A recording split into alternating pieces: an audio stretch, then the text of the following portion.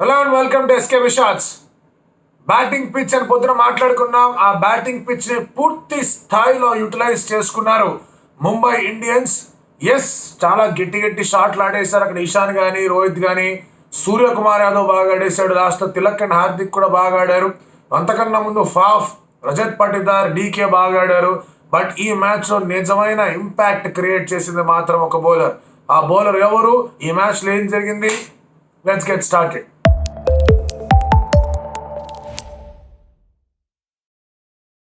మనం పొద్దున మాట్లాడుకున్నట్టుగానే ఒక కంప్లీట్ బ్యాటింగ్ వికెట్ వస్తుంది అని అనుకున్నాం. అలాంటి వికెటే వచ్చింది. ఇక డ్యూగి అలాంటివి కూడా ఉంటాయి కాబట్టి ఆ కన్సిడరేషన్స్ కూడా ఉంటాయి టాస్ అప్పుడు. And RCB went with changes. Will Jacks తీసుకొచ్చారు, క్యామరన్ గ్రీన్ ని పక్కన పెట్టారు. ఐ ఫెల్ట్ అది కరెక్ట్ మూవ్ కాదు. విల్ జాక్స్ రావడం కరెక్ట్ మూవ్, క్యామరన్ గ్రీన్ ని పక్కన పెట్టడం కరెక్ట్ మూవ్ కాదనిపించింది. దానికి కారణం ఏంటంటే అతను ఈ టీం నుంచే వచ్చాడు, ఈ గ్రౌండ్ లో బాగా ఆడాడు. సో ఈ కుడ్ హావ్ డెలివర్డ్. బ్యాటర్ పరంగా మీకు అవకాశాలు ఉండేవి. ఆల్ ఇండియన్ బౌలింగ్ లైనప్తో వెళ్దాం అనుకున్నా, వాళ్ళు వెళ్ళలేదు. వాళ్ళు వెళ్ళకపోయినా పెద్ద ఫరక్ పడేది కాదు ఈ మ్యాచ్లో. But at least they should have done that. Akash Deep try చేశారు, వైశాఖ్ విజయ్ కుమార్ని టీంలోకి తీసుకొచ్చారు. Both are good things. వాళ్ళు పర్ఫామ్ చేశారు లేదన్న విషయం పక్కన పెడితే they should be given a longer run. సరే, మనం దాని గురించి మళ్ళీ మాట్లాడుకుందాం. మ్యాచ్ స్టార్ట్ అయింది అండ్ ఫస్ట్ ఓవర్ నవీ చేతి వేసాడు, బాగానే ఉంది. బట్ సెకండ్ ఓవర్లో మీరు అబ్జర్వ్ చేస్తే కనుక జెన్యున్లీ వికెట్ నుంచి బాల్ బాగా ఫాస్ట్గా వస్తుంది, చాలా పేస్తో వస్తుంది ఆ బాల్. ఎక్కడ కొన్నిసార్లు ఏమవుతుందంటే ఇండియన్ పిచ్చెస్ మీద బాల్ పడిన తర్వాత కాస్త ఇన్ఎలాస్టిక్ కొల్యూషన్ వల్ల ఏమవుతుందంటే బాల్ పేస్ తగ్గిపోతుంది. తప్పాడేందుకు కాస్త స్లోగా రావడం అనేది అవుతుంది. కొన్నిసార్లు చాలా స్లోగా వస్తుంది. అటువంటి పిచ్ల మీద షాట్లు కొట్టడం కష్టం. కొంచెం తక్కువ అయితే కనుక బాగానే ఆడొచ్చు. బట్ ఈ బాల్ స్కిడ్ అయితే ఫాస్ట్గా వచ్చింది కూర్జే బౌలింగ్లో. సో కూర్జే బౌలింగ్లో విరాట్ కోహ్లీ షాట్లు మిస్ అవ్వడం అనేది కనిపించింది. దానికి కారణం కూడా చెప్తాను. దానికి కారణం ఏంటంటే కనుక Virat Kohli wanted to go very very hard. అది బహుశా ఈ వికెట్ అలాంటిది కాబట్టి ముందు నుంచి అటాక్ చేద్దాం అనుకున్నాడు, లేకపోతే ఈ wanted to answer few people ఏమో తెలియదు. కానీ చాలా గట్టిగా అటాక్ చేసే ప్రయత్నం చేశాడు. ఆ గట్టిగా కొట్టే ప్రయత్నంలో, హార్డ్గా కొట్టే ప్రయత్నంలో వాజ్ లూజింగ్ షేప్ పోతుంది. దాంతో బాల్ కనెక్షన్ కూడా దొరకట్లా. ఇమీడియట్ గా బుమ్రాని తీసుకురావడం జరిగింది. బుమ్రా రాగానే బుమ్రాకి కోహ్లీకి మంచి మ్యాచ్అప్ ఉంటుంది. ఫెంటాస్టిక్ మ్యాచ్అప్ అది. బుమ్రా కోహ్లీ వికెట్లు 4 సార్లు ఈ మ్యాచ్ కన్నా ముందు, ఈ మ్యాచ్తో 5 సార్లు. ఓవరాల్ గా స్ట్రైక్ రేట్ చూస్తే 145 అంత స్ట్రైక్ రేట్ తాడాడు కోహ్లీ బుమ్రా. సో రన్స్ వచ్చాయి, వికెట్లు పడ్డాయి, చక్కటి బ్యాటర్ లాగా కనిపించింది. అండ్ ఫస్ట్ బాలే కోహ్లీ రూమ్ తీసుకొని ఆడడం చూసి బుమ్రా లోపలికి వేసాడు. సెటప్ చాలా అద్భుతంగా చేశాడు. బికాజ్ విరాట్ కోహ్లీ చాలా స్ట్రాంగ్ గా హార్డ్ హ్యాండ్స్ తో వెళ్తున్నాడు కాబట్టి స్ట్రైట్ గా కాకుండా బాల్ స్క్వేర్ గా వెళ్తుంది.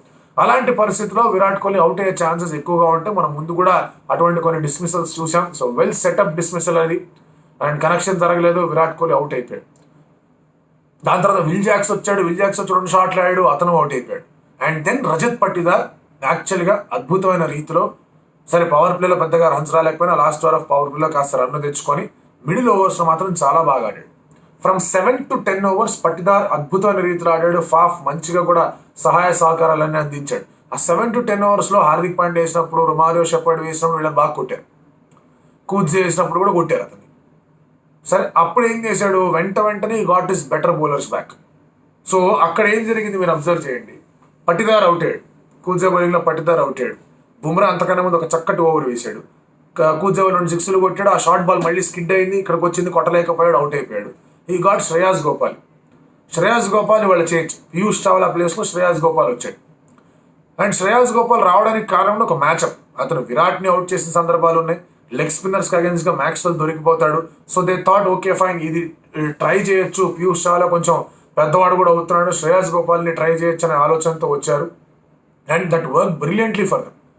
ఫస్ట్ ఓవర్లో సరే రన్స్కి వెళ్ళాడేమో అనుకున్నాం, కానీ ఆ తర్వాత వచ్చినప్పుడు హిట్ వికెట్స్. మ్యాక్స్వెల్ వికెట్ పడిపోయింది అక్కడ. మ్యాక్స్వెల్ వికెట్ అది స్ట్రైట్ డెలివరీ, అంత మరీ లోపలికి తిరిగిపోయి గుగ్లీ కూడా కాదు, ఆఫ్ స్టంప్ మీద దొరికిపోయాడు మ్యాక్స్వెల్. ఏమాత్రం స్కోర్ని ట్రబుల్ చేయలేదు. పటిదార్ అంత బిగినింగ్ అంత మంచి ప్లాట్ఫామ్ లే చేసి వెళ్ళిన తర్వాత, ఎస్పెషలీ విరాట్ కోహ్లీ వికెట్ పడిన తర్వాత, విల్ జాక్స్ వికెట్ పడిన తర్వాత అంత మంచి ప్లాట్ఫామ్ లే చేసి వెళ్ళినప్పుడు స్పిన్నర్ని తీసుకురావడం, క్యాప్టెన్సీ బిట్ అనేది చాలా బాగుంది. బట్ అక్కడ వికెట్లు పడ్డాయి. ఫాఫ్ వికెట్ కూడా పడింది, అద్భుతమైన క్యాచ్. టిమ్ డేవిడ్ దగ్గర నుంచి ఫాఫ్ వికెట్ పడింది. బట్ అంతకుముందే మెల్లగా DK and Faf started to perform. కొంచెం యాక్సలరేషన్ అనేది చేశారు. డీకే బ్రిలియంట్ లెవెల్లో ఫినిష్ చేశాడు.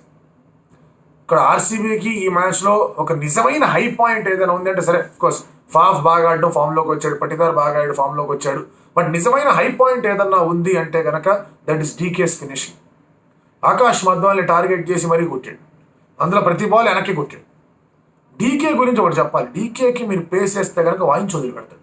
Fantastic player of pace bowling Dinesh Karthik.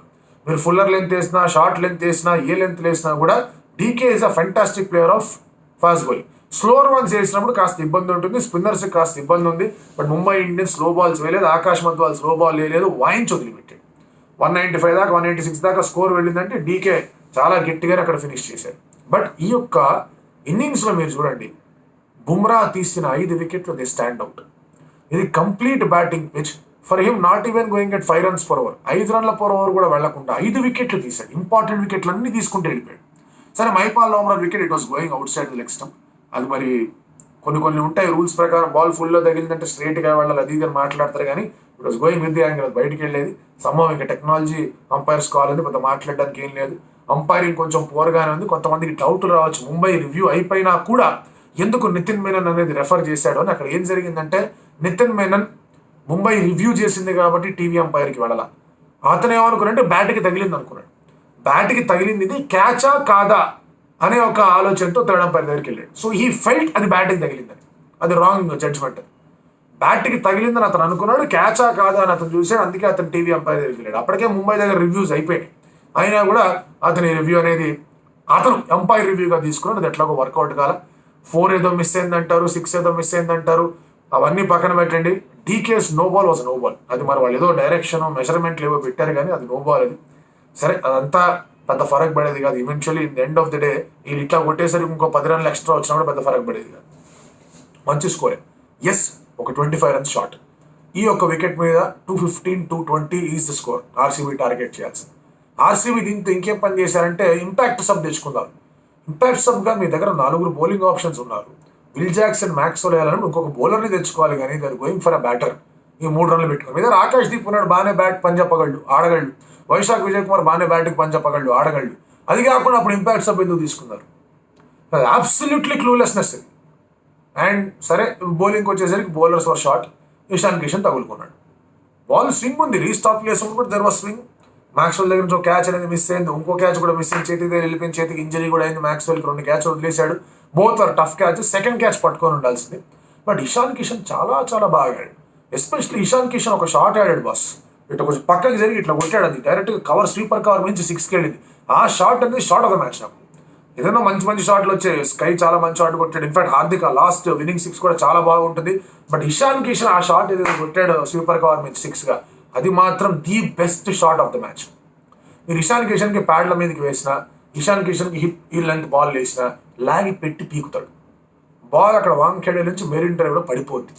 అందులో డౌట్, దొరుకుంటూ చర్చ్ గేట్ కూడా వెళ్ళిపోద్ది. అటువంటి అద్భుతమైన రీతిలో ఇషాన్ కిషన్ ఆడగలడు అటువంటి లెంత్ వేస్తే. అండ్ బాల్ హాయిగా వస్తుంది బ్యాట్ మీదకి. దానికి తోడు డ్యూ కూడా స్లో అయ్యే సమస్య లేదు. పిచ్ ఇంకా బెటర్గా అయింది, డ్యూ కూడా పడింది. అండ్ బౌలింగ్లో absolutely clueless. And RCB bowling ఇంత క్లూలెస్గా ఉండడానికి కారణం వాళ్ళ ఆప్షన్. ఆల్రెడీ మనం మాట్లాడుకున్నాం, ఏమీ చేసేది లేదు. ఇదొక కంప్లీట్ బ్యాటింగ్ ట్రాక్ ఇది, అది మనం మాట్లాడుకున్నాం, ఏమీ చేసేది లేదు. సో ఇదేం బౌలింగ్ అనడం కూడా పెద్దగా మాట్లాడేది ఏమీ లేదు. అక్కడ ఏమీ చేయలేరు అట్లా ఆడుతుంటే. ది కూడా బౌల్డ్ బెటర్ లెంగ్స్ కాదనట్లేదు. 4 ఫుల్ టాస్ వేసారు, 4 ఫుల్ టాస్ 4 6లకు వెళ్ళాయి.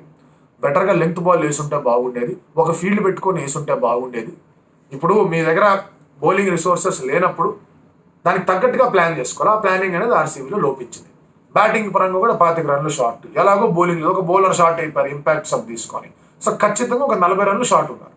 40 runs షార్ట్ ఇన్ T20 అంటే మీరు గెలవడం ఇంపాసిబుల్.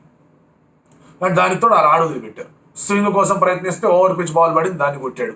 సరే, కొంచెం అవుట్ స్వింగ్ వేద్దాం, మిడిల్ స్టంప్ లెగ్ స్టంప్ మీదకి వేస్తే దాన్ని ఫ్లిక్ చేసి కొట్టాడు. షార్ట్ బాల్ వేస్తే పుల్ కొట్టాడు. ఇంకో బాల్ ఇక్కడికి వేస్తే స్వీపర్ కవర్ నుంచి కొట్టాడు. మ్యాక్స్వెల్ని పవర్ ప్లేలో తీసుకొస్తే మిడ్ ఆఫ్ ముందున్నారు, ఆడిని కొట్టాడు. ఇషాన్ కిషన్ 225 స్ట్రైక్ రేట్తో 50 కొట్టాడు. బట్ ఇక్కడ మీరు గమనించాల్సింది ఏంటంటే, అతను 225తో వెళ్తుంటే రోహిత్ శర్మ ఏమి తక్కువ ఆడ, అతను కూడా 140, 150 స్ట్రైక్ రేట్తోనే ముందుకెళ్ళాడు. సో దానివల్ల ఏమైందంటే, ఒక ప్లేయర్ బ్యాంగ్ ఇంకొక ప్లేయర్ టిక్కు ఆడట్లా, ఇంకో ప్లేయర్ కూడా బాగా ఆడాడు. So that set it up ముంబైకి బాగా. అండ్ ఇటువంటి కాంబినేషనే వర్కౌట్ అవుతుంది T20లో. 1 player needs to go fully, ఇంకొక ప్లేయర్ 130 to 140 మధ్యలో స్ట్రైక్ రేట్ మెయింటైన్ చేసుకుని ఆడినా సరిపోతుంది. రోహిత్ శర్మ ఇంకో 10 ఎక్స్ట్రానే కొట్టాడు దానికి. సో రోహిత్ శర్మ బాగా ఆడడం కూడా చూసాం. ఇషాన్ కిషన్ వికెట్ పడింది, స్కై వచ్చాడు. స్కై వచ్చి రాగానే తన బ్యాటింగ్ పని చెప్పాడు. లాస్ట్ మ్యాచ్లో 0, ఎలాగైనా సరే మళ్ళీ రావాలి, మళ్ళీ ఆడాలి. అండ్ ఇటువంటి వికెట్ రావడం, అటువంటి బౌలింగ్ ఉండడం, ఆల్రెడీ డ్యామేజ్ జరిగిపోవడం. So Suryakumar Yadav everything was set on a platter. ఆ ప్లేటర్ మీద పెట్టినప్పుడు, ఆ ప్లేట్ ఇచ్చినప్పుడు ఎందుకు ఊరుకుంటాడు? శుభ్రంగా వాయిన్స్ వదిలిపెట్టాడు, ఉదేసి వదిలిపెట్టాడు బౌలింగ్. రోహిత్ శర్మ వికెట్ పడింది, మంచి క్యాచ్ పట్టాడు అక్కడ. ఆ తర్వాత హార్దిక్ పాండ్యా వచ్చాడు. హార్దిక్ పాండ్యా, సూర్యకుమార్ యాదవ్ ఆళ్లు కొట్టడం మొదలు పెట్టారు. సూర్య అవుట్. అదే తిలక్ వచ్చాడు. అయిపోయింది, ఇవన్నీ ఫార్మాలిటీస్ లాస్ట్లో ముగించాడు. సో ఇక్కడ ఆర్సీబీ, మనం ఎక్కువ శాతం ఆర్సీబీ గురించి ఎందుకు మాట్లాడుకుంటున్నాం అంటే వాళ్ళ సైడ్ నుంచి చాలా తప్పిదాలు జరిగిపోయినాయి. ముంబై ఇండియన్స్కి పర్ఫెక్ట్ గేమ్ దొరికింది, అబ్సల్యూట్లీ పర్ఫెక్ట్ గేమ్ వాళ్ళకి. బుమ్రా 5 వికెట్లు ముంబై ఇండియన్స్కి తీశాడంటే తడికి గుడ్డు వేసుకొని పడుకోవడం, గుండెల మీద చేసుకొని.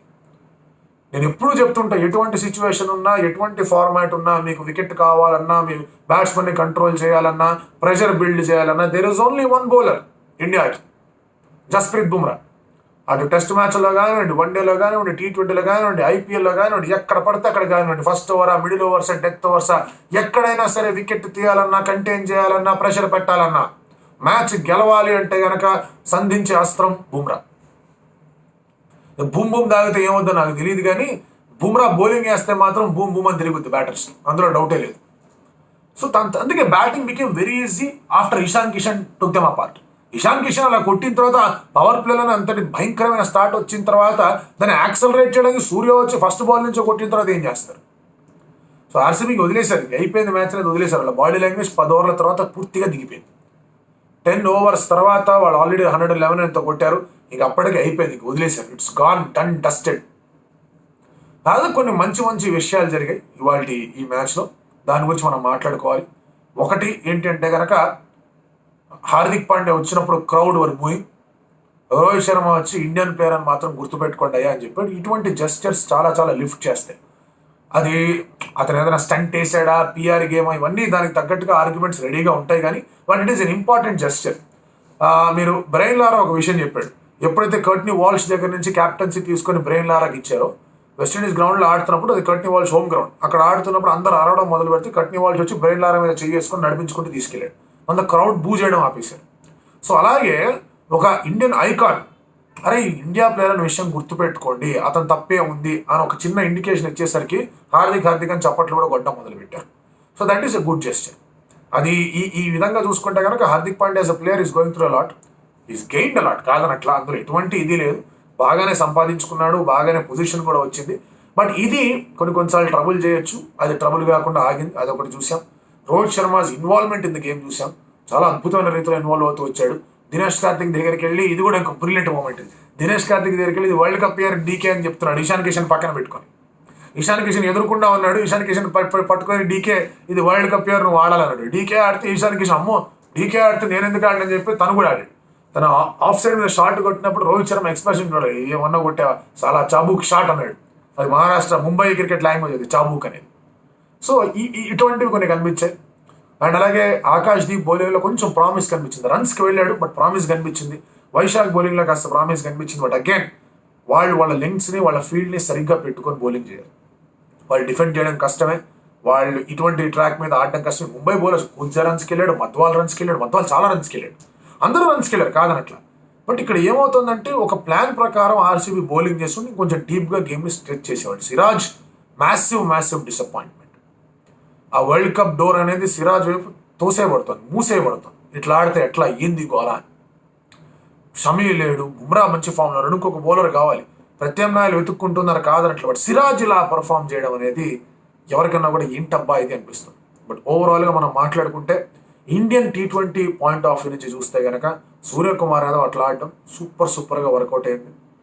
అండ్ ఇటు సైడ్ నుంచి చూస్తే హార్దిక్ పాండ్యా ఫినిష్ కూడా ఉంది, ఇది తక్కువే ఉంది బట్ ఫినిష్ బాగుంటుంది అక్కడ. సూర్యకుమార్ యాదవ్ రావడం, అట్లా కొట్టడం అనేది మాత్రం Indian T20 point of view నుంచి, ఆ middle order point of view నుంచి కాస్త ఓవరట్ అనేది మాత్రం ఖచ్చితంగా ఉంటుంది. Bumrah of course is always a positive ఇట్లా బౌలింగ్ చేస్తుంటే. Well done to Mumbai Indians. Bad game for RCB. Batting was good but సరిపోదుగా బ్యాటింగ్. అలా ఉంటే కనుక ఇంకా కొంచెం బెటర్గా చేయాలి, చూడాలి ఎలా ఉండబోతుంది అనేది. ముంబై ఇండియన్స్ మనం ఇందాక మధ్యాహ్నం కూడా చెప్పాను, అప్పుడు ఫస్ట్ ఫేజ్ అనాలిసిస్లో కూడా చెప్పాను, వాళ్ళ దగ్గర పూర్తి స్థాయి సత్తా ఉంది to make a comeback. And అదే రోడ్డు మీద ఉన్నారు. మరి రోడ్డు మీద ఇదే వేగంతో వెళ్తారా, లేకపోతే కనుక ఏదన్నా ఆటంకాలు వస్తాయా అనేది నెక్స్ట్ మ్యాచ్ అప్పుడు మాట్లాడదాం. Till then